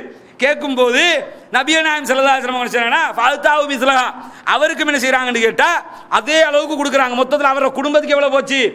அபூ சுஃபியானுக்கு ரசூலுல்லாஹ் மாமனார்ன்றது கொடுக்கல, புதுசாக இஸ்லாத்துக்கு வந்தவர்ன்றது கொடுக்குறாங்க. ரசூலுல்லாஹ் கொடுப்பாங்களா? அப்படி கொடுக்க மாட்டாங்க. புதுசா இஸ்லாத்துக்கு வந்திருக்காருங்கிறதுக்காக 300 ஒட்டகங்கள், 120 ஊக்கியா வெள்ளிக்காசுகள் அந்த அபூ சுஃபியானுடைய குடும்பத்தாருக்கு கொடுக்கப்பட்டு விடுகிறது. அதுக்கு பிறகு ஹக்கீம் இப்னு ஹிசாம் அவருக்கு என்ன செய்றாங்கன்னு கேட்டா 100 ஒட்டகங்களை ரசூலுல்லாஹி ஸல்லல்லாஹு அலைஹி வஸல்லம் கொடுக்குறாங்க. ஸோ கொஞ்சம் பேர் வருகுது. அதுக்கு பிறகு என்ன செய்றாங்கன்னு கேட்டா, பிறகு கேட்டவங்களுக்கு அவர் கேட்கிறாரு, 100 கொடுத்ததுக்கு பிறகு சும்மா சாலஹு மியத்தன் உக்ரா, இன்னொரு 100 தாங்களேன்னு கேட்கிறாரு. எப்படின்னு யோசிச்சு பாருங்க, 100 ஒட்டகத்தை கொடுத்தாச்சு. கொடுத்ததுக்கு பிறகு இந்த ஹக்கீம் இப்னு ஹிஷாமுக்கு அவர் என்ன செய்யறாருன்னு கேட்டா, இன்னொரு 100 தாங்களே, இன்னொரு 2 தாங்களேன்னு கேட்டா அது வேற கணக்கு, இன்னொரு 100 தாங்களேங்கிறாரு. ரசூலுல்லாஹ் என்ன சொல்லுவாங்க, என்னப்பா நீ நம்மண்டா என்ன சொல்லுவோம், டேய் 100 தந்திருக்கோம், உனக்கு நான் நினைச்சேன்னா 50 தந்திருக்கலாம்ல, 100 தந்ததுக்கு பிறகு நீ இன்னும் 100 கேட்கலாமா? சரி பரவாயில்ல, நான் ஒரு 2 எடுத்துக்கோ, 102 உனக்கு, அப்படித்தான் நாம கொடுப்போம். ரசூலுல்லாஹ் என்ன செய்றாங்கன்னா, 100 இன்னும் 100 எடுத்துக்கிட்டு போங்க. ரசூலுல்லாஹ் கொடுக்க ஆரம்பித்து விட்டால் கணக்கு பார்க்க மாட்டாங்க, எடுத்துட்டு மக்களுக்கு சேர வேண்டியதானே, எடுத்துட்டு போங்கிறாங்க. அதுக்கு பிறகு என்ன செய்றாங்கன்னு கேட்டா, வாழ்த்தா சஃப்வான் இப்னு உமையா, சஃப்வான் வர்றாரு. அவர் என்ன கேட்கிறார், அவருக்கு ரசூலுல்லாஹி ஸல்லல்லாஹு அலைஹி வஸல்லம் அவங்க 100 ஒட்டகங்களை கொடுக்குறாங்க. அவர் என்ன செய்றாரு, இன்னொரு 100, சரி இன்னொரு 100 எடுத்துக்க, இப்ப 200, திரும்ப என்ன செய்றாரு, ஒரு இன்னொரு 100, சரி 300 எடுத்துக்க, 300 ஒட்டகங்கள் கொடுக்கிறாரு. இப்படி எல்லாம் ஆளுக்கால் என்ன செய்றாங்கன்னு கேட்டா, கேட்கிற ஒவ்வொருத்தருக்கும் நபிகள் நாயகம் ஸல்லல்லாஹு அலைஹி வஸல்லம் அவர்கள் வாரி வாரி கொடுக்கிறார்கள். காலாட்படை இருக்குது, தரைப்படை, தரை வழியாக போய் யுத்தம் பண்ணினவங்களுக்கு என்ன செய்றாங்கன்னு கேட்டா, ஆளுக்கு 4 ஒட்டகங்கள், அதே மாதிரி 40 ஆடுகள், ஒரு 4 ஒட்டகம் இல்லைண்டா 40 ஆடு, ஒரு ஒட்டகத்துக்கு 10 ஆடு, 10 ஆடு வேணும்னா எடுக்கலாம், இல்லாட்டி ஒரு ஒட்டகத்தை எடுக்கலாம், இப்படி கொடுக்குறாங்க. அதே மாதிரி குதிரை வீரர்களுக்கு 12 ஒட்டகம் அல்லது 120 ஆடு, இப்படி ரசூலுல்லாஹி ஸல்லல்லாஹு அலைஹி வஸல்லம் அவங்க அள்ளி அள்ளி அள்ளி அள்ளி கொடுத்துக்கிட்டு இருக்கிறாங்க. இப்படி எல்லாருக்கும் கொடுக்கும்போது மதீனா நபித்தோழர்கள் 10,000 பேர் கலந்து கொண்டாங்கல்ல, இந்த மதீனா நபித்தோழர்கள் என்ன நினைக்கிறாங்கன்னா, அல்லாஹ்வுடைய தூதர் ஸல்லல்லாஹு அலைஹி வஸல்லம் அவர்கள் எல்லா சொத்துக்களையும் மக்காவாசிகளுக்கே கொடுக்கிறார்களே, நாங்கள் மதீனாவாசியில் இருக்கிறோமே, எல்லோருக்கும் கொடுத்து கொண்டிருக்கிறார்கள், எங்களை பற்றி ரசூலுல்லாஹ் கணக்கில் எடுக்கவில்லையே, எங்களுக்கு கிடைக்காமல் போய்விடுமோ என்று சொல்லி மதீனா மக்கள் எல்லாம் கவலைப்படுகிறார்கள். கவலைப்பட்டது மட்டுமில்லாமல் சாத் இப்னு முஆத் ரலியல்லாஹு அன்ஹு அவர்கள் நபி அவர்களிடத்தில் அனுப்பி பேச வைக்கிறார்கள். சாத் இப்னு முஆத் ரலியல்லாஹு அன்ஹு அவர்கள் நபிகள் நாயகத்தில் சொல்கிறார்கள், அல்லாஹ்வின் தூதர் அவர்களே, நீங்கள் எல்லா கனிமத்துக்களையும் மக்காவாசிகளுக்கே பகிர்ந்தளிக்கிறீர்கள், மதீனா மக்கள் கவலை அடைகிறார்கள், நீங்கள் அவர்களுக்கு கொடுக்காததை போன்று நினைத்துக் கொண்டிருக்கிறார்கள், நான் என்ன சொல்ல? அப்ப ரசூலுல்லாஹ் சாத் இப்னு முஆத் கேட்கிறாங்க, சாத் இப்னு முஆத், நான் கொடுத்ததை பற்றி நீங்கள் என்ன நினைக்கிறீர்கள்? உடனே சாத் இப்னு முஆத் ரலியல்லாஹு அன்ஹு சொல்கிறார்கள், நானும் அவர்களை சேர்ந்தவன் தானே, நானும் மதீனாக்காரன் தானே ரசூலுல்லாஹ், நான் என்ன நினைப்பேன், கிடைக்கலையேன்னு தானே நினைப்பேன் அப்படிங்கிறாங்க. சொன்னதோடு அப்படியா, எல்லா மதீனத்து நபித்தோழர்களையும் ஒன்று திரட்டுங்கள், நான் அந்த இடத்திற்கு வருகிறேன், அவங்களோட நான் பேசுறேங்கிறாங்க. மதீனா நபித்தோழர்கள் எல்லாம் ஒன்று சேர்க்கப்படுகிறார்கள். நபிகள் நாயகம் ஸல்லல்லாஹு அலைஹி வஸல்லம் அவர்கள் அந்த இடத்திற்கு வந்து ஃபஹமிதல்லாஹு வ அஸ்னா அலைஹி, அல்லாஹ்வை புகழ்ந்து அல்லாஹ்வுடைய புகழ்ச்சியை பற்றி எல்லாம் சொல்லிவிட்டு இன்னல் ஹம்துலில்லாஹ் ரசூலுல்லாஹ் சொல்லிட்டு அந்த மதீனத்து நபித்தோழர்களுக்கு மத்தியிலே நபிகள் நாயகம் ஸல்லல்லாஹு அலைஹி வஸல்லம் அவர்கள் பேச ஆரம்பிக்கிறார்கள். யா மாஷரல் அன்சார், அன்சாரிகளே, இந்த ரசூலுல்லாஹ்வுடைய பேச்சு இருக்குதே, இந்த பேச்சை கேட்டதோட மதீனத்து நபித்தோழர்கள் எல்லாம் தாடி நனைகின்ற அளவுக்கு கண்ணீர் விட்டு அழுதார்கள் என்ற செய்தியை பார்க்கிறோம். ரசூலுல்லாஹ் பேச ஆரம்பிப்பார்கள். யா மாஷரல் அன்சார், அன்சாரிகளே, என்னோடு நீங்கள் கோபத்தில் இருப்பதாக கேள்விப்பட்டேனே, அப்படி என்னோடு நீங்கள் கோபத்தில் இருக்கிறீர்களா என்று சொல்லி நபிகள் நாயகம் ஸல்லல்லாஹு அலைஹி வஸல்லம் அவர்கள் கேட்டுவிட்டு சொல்கிறார்கள், நீங்கள் எல்லாம் வழிகேட்டில் இருக்கும் போது அல்லாஹ் தஆலா என்னை அனுப்பி உங்களுக்கு நேர்வழி காட்டவில்லையா? காட்டினான் யா ரசூலல்லாஹ். சொல்லுவாங்க, ரசூலுல்லாஹ் கேட்கிறாங்க, நீங்கள் எல்லாம் வழிகேட்டிலே இருந்தீர்கள், சிலைகளை வணங்கி கொண்டிருந்தீர்கள், சிற்பங்களை வணங்கி கொண்டிருந்தீர்கள், அல்லாஹ் என்னை திருத்தூதராக அனுப்பி உங்களுக்கு அல்லாஹ் தஆலா நேர்வழி காட்டவில்லையா? நீங்கள் எல்லாம் ஏழைகளாக இருந்தீர்கள், அல்லாஹ் தஆலா உங்களை பணக்காரனாக்கவில்லையா? மதீனத்து நபித்தோழர்கள் ரொம்ப ஏழைகளாக இருந்தாங்க. பிற்காலத்தில் இஸ்லாத்துடைய வளர்ச்சிக்கு பிறகு ரொம்ப செல்வந்தர்களாக மாறினார்கள். அது அல்லாஹ்வுடைய தூதர் சொல்லி காட்டுறாங்க. அல்லாஹ் தஆலா நீங்கள் ஏழைகளாக இருந்தபோது உங்களை செல்வந்தர்களாக ஆக்கவில்லையா? நீங்கள் ஒருவருக்கொருவர் எதிரிகளாக இருந்தீர்கள், ஒருவரை ஒருவர் வெட்டி கொண்டும் குத்தி கொண்டும் இருந்தீர்கள். அப்படிப்பட்ட உங்களை எல்லாம் அல்லாஹ் தஆலா உள்ளத்தை இணைத்து உங்களை சமாதானப்படுத்தி உங்களுக்கு மத்தியிலே அன்பையும் பாசத்தையும் பகிர வைக்கவில்லையா? எல்லாம் செய்தான் யா ரசூலல்லாஹ் அப்படிங்கிறாங்க. சொன்னதுக்கு பிறகு நபிகள் நாயகம் ஸல்லல்லாஹு அலைஹி வஸல்லம் அவங்க சொல்றாங்க, அன்சாரிகளே, நீங்கள் எனக்கு பதிலளிக்க கூடாதா? ரசூலுல்லாஹ் கேட்குறாங்க, இதெல்லாம் சொல்லி முடிச்சுட்டு கேட்குறாங்க, எனக்கு நீங்கள் பதில் சொல்ல வேணாமா? எனக்கு பதில் சொல்லுங்கள்ங்கிறாங்க. சஹாபாக்கள் கேட்குறாங்க நபிகள் நாயகம் ஸல்லல்லாஹு அலைஹி வஸல்லம் அவங்கள்ட்ட, பிமாதா நுஜீபுக யா ரசூலல்லாஹ், அல்லாஹ்வின் தூதரே, நாங்கள் எப்படி உங்களுக்கு பதில் சொல்றது? பதில் சொல்ல சொல்றீங்க, நாங்கள் என்ன பதில சொல்றதுன்னு கேட்குறாங்க. கேட்கும்போது நபிகள் நாயகம் ஸல்லல்லாஹு அலைஹி வஸல்லம் அவர்கள், நீங்கள் இப்படி பதில் சொல்லலாம். ரசூலுல்லாஹ்வே பதிலையும் சொல்லி கொடுக்குறாங்க. பதில சொல்லுங்கிறாங்க, எங்களுக்கு பதில் சொல்ல தெரியலங்கிறாங்க. அப்ப நீங்க இப்படி பதில் சொல்லலாமா இல்லையான்னு சொல்லி ஒரு பதிலையும் ரசூலுல்லாஹ் ஞாபகப்படுத்தி சொல்லி காட்டுறாங்க. பாருங்க, நபிகள் நாயகத்துடைய பேச்சிலிருந்து புலப்படுகிற ஒரு உண்மை என்ன தெரியுமா? ரசூலுல்லாஹ் நன்றி மறந்தவர்கள் அல்ல. மக்கள் நினைக்கிறாங்க ரசூலுல்லாஹ் நன்றியை மறந்துட்டாங்க போல, மதீனாவுல இருந்து கஷ்டப்பட்டு வந்த நேரத்தில் நாம காப்பாற்றி இவ்வளவு பெரிய ஆட்சி அதிகாரத்தை உண்டாக்குறதுக்கு அல்லாஹ் காரணமாக இருந்தோம், அப்படி இருந்த நம்மளை நபியை நான் மறந்துட்டாங்களோ இப்படி நினைச்சிட்டு தான் சஹாபாக்கள் கேட்டாங்க. ரசூலுல்லாஹி ஸல்லல்லாஹு அலைஹி வஸல்லம் அவர்கள் சொல்கிறார்கள், நாங்கள் என்ன பதில் சொல்ல நபியை நாமே என்று கேட்கும்போது நீங்கள் இப்படி சொல்லலாம். எப்படி சொல்லலாம் தெரியுமா? அல்லாஹ்வின் மீது சத்தியமாக பொய்ப்பிக்கப்பட்டவராகத்தான் நீங்கள் எங்களிடத்தில் வந்தீர்கள். ரசூலுல்லாஹ் பொய்ப்பிச்சு தானே அனுப்பினா, நீங்க நபி இல்லை என்று சொல்லி மக்காக்காரன் பொய்ப்பிச்சு தானே அனுப்பினா, பொய்ப்பிக்கப்பட்டவராகத்தான் நீங்கள் எங்களிடத்தில் வந்தீர்கள். நாங்கள் உங்களை உண்மைப்படுத்தவில்லையா? இப்படி என்கிட்ட கேளுங்க. நீங்கள் என்னை உண்மைப்படுத்தினீர்கள், மறக்கவில்லை. ரசூலுல்லாஹ் மறந்து பேசல. நீங்கள் பொய்ப்பிக்கப்பட்டவர்களாக வந்தீர்கள், நாங்கள் உங்களை உண்மைப்படுத்தவில்லையா என்று கேளுங்கள். மக்களால் கைவிடப்பட்டவர்களாக நீங்கள் எங்களிடத்தில் வந்தீர்கள், நாங்கள் தான் உங்களுக்கு உதவி செய்தோம், உதவி செய்யவில்லையா என்று கேளுங்கள். அதே போன்று மக்களால் விரட்டப்பட்ட நிலையில் தான் நீங்கள் மதீனாவுக்கு வந்தீர்கள், நாங்கள் தான் உங்களுக்கு அடைக்கலம் கொடுத்தோம், கொடுக்கவில்லையா? இப்படி கேளுங்கள். சிரமத்துடன் தான் இந்த மதீனாவுக்கு வந்தீர்கள், நாங்கள் உங்களுக்கு ஆதரவளித்தோம் என்றெல்லாம் நீங்கள் என்னிடத்தில் கேள்வி கேட்கலாமே என்று சொல்லி நபிகள் நாயகம் ஸல்லல்லாஹு அலைஹி வஸல்லம் அவர்கள் அந்த மக்களுக்கு சொல்லிவிட்டு மதீனத்து மக்களை பார்த்து கேட்கிறார்கள், இந்த உலகத்தினுடைய அற்ப பொருள் விஷயத்திலா நீங்கள் அத்தனை பேரும் சண்டை பிடித்துக் கொள்கிறீர்கள்? மதீனா சஹாபாக்களே, இந்த உலகத்தினுடைய சாதாரண அற்ப பொருள் விஷயத்தில் தான் நீங்கள் அத்தனை பேரும் சண்டை பிடித்துக் கொள்கிறீர்களா? மக்களில் சிலர் பரிபூரணமான முஸ்லிம்களாக மாற வேண்டும் என்பதற்காகத்தான் நான் இந்த சொத்துக்களை எல்லாம் அவர்களுக்கு கொடுத்து கொண்டிருக்கிறேன். ரசூலுல்லாஹ் ஏன் கொடுக்குறாங்கன்னா, இதையெல்லாம் கொடுக்குமா, அவன் ஏற்கனவே முஸ்லீம் ஆயிட்டான், ஆனா பரிபூர்ணமான முஸ்லீம் ஆகணும்ல, அதுக்காகத்தான் என்ன செய்யறாங்கன்னு கேட்டார் ரசூலுல்லாஹ். ஜக்காத்திலேயே முஅல்லஃபத்துல் குலூபுக்கு கொடுங்கன்னு இஸ்லாம் சொல்லுது. உள்ளங்கள் ஈர்க்கப்படுபவர்களுக்கு ஒரு மாற்று மத சகோதரர் இருக்கிறாரு, உங்களுக்கு ஆதரவா இருக்கிறார், எதிரியா இல்ல, உங்களோட நல்லா பழகிறாரு, கஷ்டப்பட்டுக்கிட்டு இருக்கிறாரு, ஜக்காத்துல இருந்து அவருக்கும் என்ன செய்யலாம், ஒரு பகுதியை ஒதுக்கி கொடுக்கலாம். அந்த அளவுக்கு இஸ்லாம் என்ன செய்யுதுன்னா உள்ளங்கள் ஈர்க்கப்படுபவர்களுக்கு உதவி செய்ய சொல்கிறது. அந்த அடிப்படையில் ரசூலுல்லாஹ் என்ன செஞ்சாங்கன்னா, இஸ்லாத்திற்கு வந்தவர்கள் பூரணமாக நுழைந்து விட அவங்களுக்கு கொடுக்காம பழைய சஹாபாக்கள் இவங்களுக்கு கொடுத்தா என்ன நினைப்பாங்க தெரியுமா?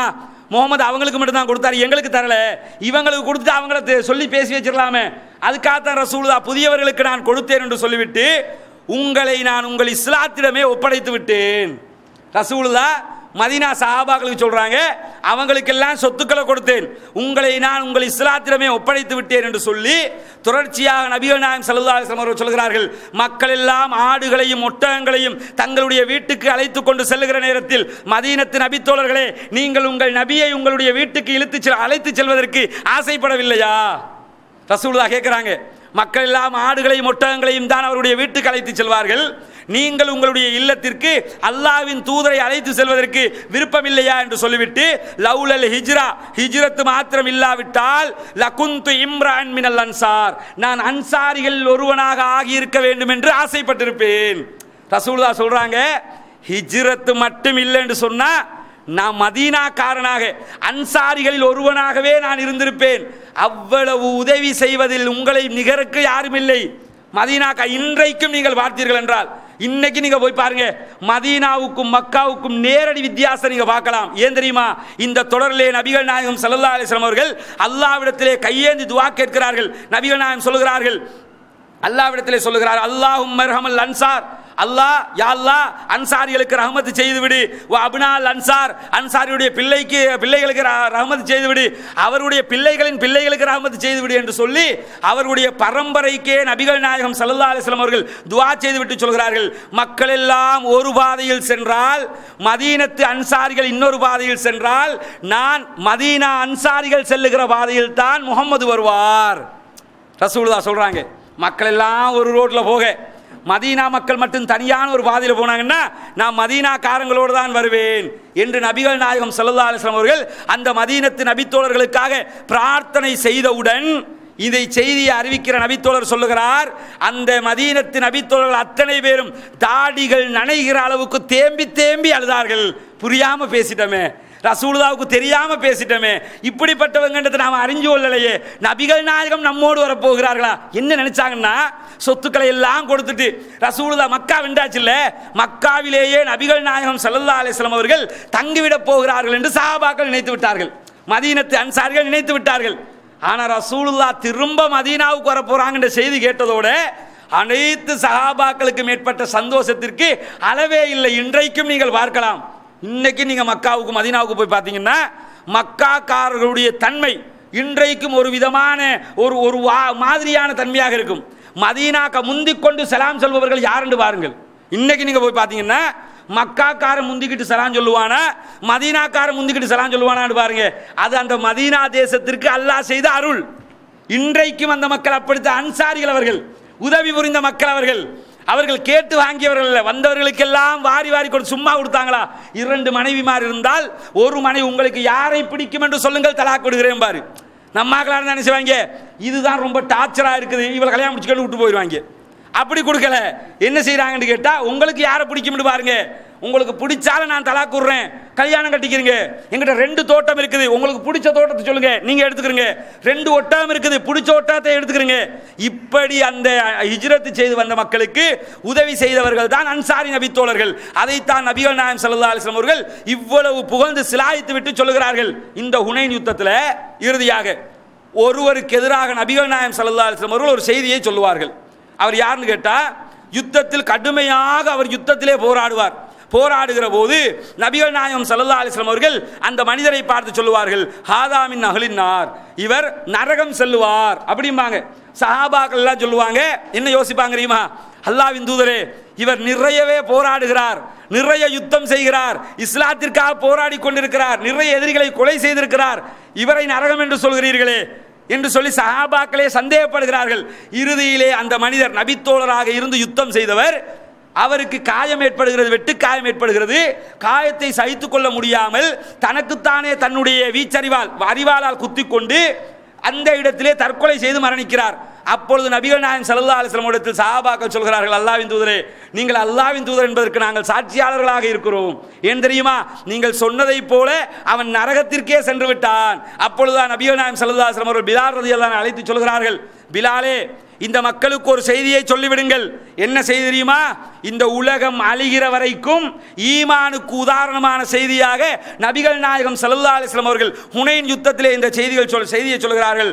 வன்னல்லாஹு யுஅய்யிது ஹாதத்தீன பிர்ரஜுலில் ஃபாஜிர். அல்லாஹ் தஆலா ஒரு கெட்ட மனிதனை கொன்று கூட இந்த மார்க்கத்திற்கு புத்துயிர் ஊட்டுவான். இந்த மார்க்கத்தை அல்லாஹ் வளர்த்தெடுக்கணும்னா பெரிய பெரிய ஆலிம்சாக்கள், பெரிய பெரிய படித்த மேதைகள், அப்படி ஜுப்பா தொப்பி தலப்பாண்டு ஒரு ஃபோர்ஸு, இப்படி ஆக்கள்லாம் அல்லாஹ்க்கு தேவையில்லையா. அல்லாஹ் என்ன சொல்லி காட்டுறான்? நபி நாயகம் ஸல்லல்லாஹு அலைஹி வஸல்லம் சொல்றாங்க, இன்னல்லாஹ லா யுஅய்யிது ஹாத தீன பிர் ரஜுலில் ஃபாஜிர். ஒரு கேடுகெட்ட அயோக்கியனை கொண்டு கூட அல்லாஹ் தஆலா இந்த மார்க்கத்திற்கு புத்துயிர் ஊட்டுவார். இந்த மௌத்தானாரே ஹுனைன் யுத்தத்தில் இவர் யாரு? இந்த மார்க்கத்திற்காக உழைத்து இந்த யுத்தத்திலே பங்கு கொண்டு நிறைய எதிரிகளை வெட்டி சாய்த்தவர். ஆனால் இஸ்லாத்தின் பார்வையில் கெட்டவர். இந்த கெட்டவரை வைத்து அல்லாஹ் தஆலா இந்த இஸ்லாத்திற்கு புத்துயிர் ஊட்டி இருக்கிறான். இதுபோல் இஸ்லாமிய வரலாற்றில் நிறைய கெட்டவங்களை வச்சு இந்த இஸ்லாத்தை அல்லாஹ் வளர்த்திருப்பான். அவன் கெட்டவனா இருப்பான், அவனை வச்சு இஸ்லாம் வளர்ந்திருக்கும். அதான் அல்லாஹ் தஆலா சொல்லி காட்டுகிறான். நபி நாயகம் ஸல்லல்லாஹு அலைஹி வஸல்லம் சொல்கிறார்கள், இந்த இஸ்லாத்தை வளர்க்கறதுக்கு அப்படி ஆள் இருக்கணும், இப்படி இருக்கணும், அப்படி சொல்லுவாங்களே, ஒரு ஜுப்பா போட்டுக்கிறங்க, ஒரு தொப்பியை போட்டுக்கிறங்க, அப்படி ஒரு ஃபோர்ஸை காட்டிக்கிறங்க, இப்படி ஆக்கெல்லாம் அல்லாஹ்வுக்கு தேவையே இல்லை. அல்லாஹ்வுக்கு யாரை வச்சு அல்லாஹ் இந்த கொள்கையை வளர்க்கணுமோ அவர்களை வைத்து அல்லாஹ் தான் இந்த கொள்கையை வளர்த்து விடுவான் என்று சொல்லி நபிகள் பெருமானார் ஸல்லல்லாஹு அலைஹி வஸல்லம் அவர்கள் சொல்லக்கூடிய இந்த செய்தியை பார்க்கிறோம். இதுதான் ஹுனைன் யுத்தத்திலே நடந்த செய்திகளுடைய சாராம்சமாக இருக்கிறது. இன்ஷா அல்லாஹ் நாளைய தினம் இந்த இஸ்லாமிய வரலாற்றில் ஒரு புரட்சியாக இஸ்லாத்திற்கு புத்துயிரூட்டப்பட்ட மக்காவினுடைய வரலாறு, ஃபத்ஹு மக்கா, ஒரு 2 நாள் அல்லது 3 நாள் பேசப்பட வேண்டிய ஒரு முக்கியமான வரலாறாக இருக்கிறது. அந்த வரலாற்று செய்தியை இன்ஷா அல்லாஹ் நாளை முதல் பார்ப்போம். சுப்ஹானக்கல்லாஹு வ பிஹம்திக அஷ்ஹது அல்லா இலாஹா இல்லா அன்த அஸ்தக்ஃபிருக்க